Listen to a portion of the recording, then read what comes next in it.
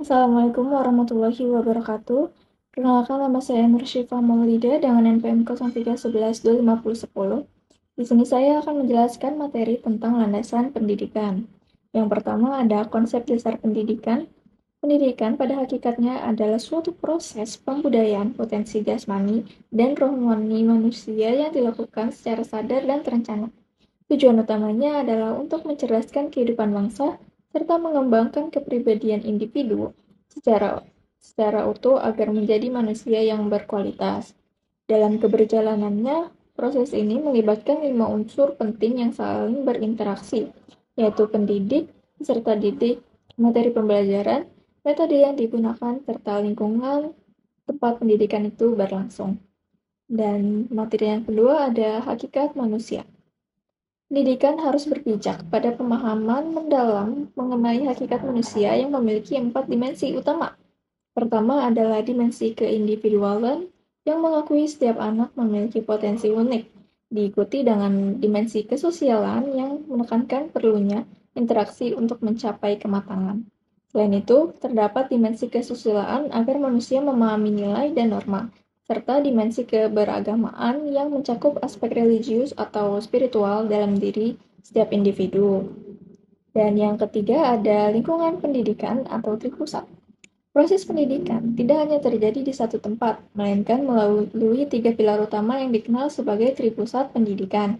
Lingkungan pertama adalah keluarga sebagai pendidik primer yang menanamkan nilai-nilai dasar, kemudian sekolah sebagai lembaga formal yang memberikan pendidikan terstruktur, dan terakhir ada masyarakat sebagai lingkungan informal tempat individu memperoleh pengalaman sosial secara langsung.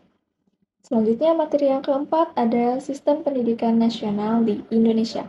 Sistem pendidikan nasional memiliki landasan hukum yang sangat kuat, yaitu Pancasila dan Undang-Undang Dasar 1943, Pasal 31, dan Undang-Undang Nomor 20 Tahun 2003.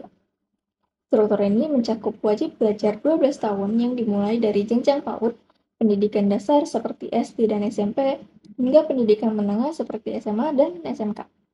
Seluruh jenjang ini dapat ditempuh melalui 3 jalur utama, yaitu jalur formal di sekolah, non-formal melalui kursus atau pelatihan, dan informal melalui keluarga. Selanjutnya ada aliran-aliran pendidikan.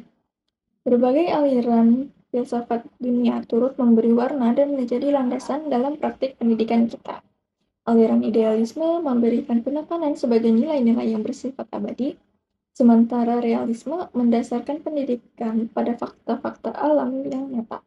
Di sisi lain, aliran pragmatisme mendorong pendidikan yang lebih praktis dan berorientasi pada pengalaman, sedangkan eksistensialisme sangat menjunjung tinggi nilai kebebasan individu dalam menentukan pilihannya. Selanjutnya ada asas-asas pendidikan. Dalam pelaksanaannya, pendidikan di Indonesia dipandu oleh sejumlah asas fundamental yang memastikan proses belajar berjalan dengan benar. Asas-asas tersebut meliputi semboyan Tutwuri Handayani, prinsip belajar sepanjang hayat, serta penekanan pada kemandirian siswa. Selain itu, pendidikan juga harus bersifat semesta dan terpadu, menjunjung nilai demokratis, serta menjadi tanggung jawab bersama antara pemerintah, orang tua, dan masyarakat. Selanjutnya ada tantangan abad ke-21. Memasuki abad ke-21, dunia pendidikan mengalami tantangan besar yang menuntut perubahan peran guru dari sekedar sumber informasi menjadi fasilitator.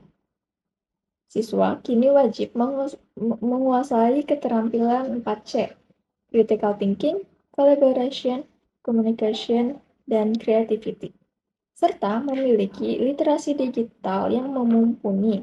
Tidak hanya aspek kognitif, perhatian terhadap kesehatan mental dan penguatan karakter juga menjadi fokus utama dalam menghadapi dinamika zaman yang cepat berubah. Dan selanjutnya ada materi tentang permasalahan dan isu pendidikan. Meskipun terus berkembang, pendidikan kita masih dihadapkan pada berbagai isu krusial yang perlu segera diatasi. Beberapa permasalahan nyata di lapangan meliputi adanya kesenjangan fasilitas belajar, hambatan pada akses pendidikan, serta kendala terkait kurikulum, dan kualitas tenaga pendidik yang belum merata. Dampak dari berbagai isu ini terlihat pada masih rendahnya tingkat literasi dan numerasi siswa yang menjadi perhatian serius bagi masa depan bangsa. Itu saja yang dapat saya sampaikan. Kurang lebihnya mohon maaf. Wassalamualaikum warahmatullahi wabarakatuh.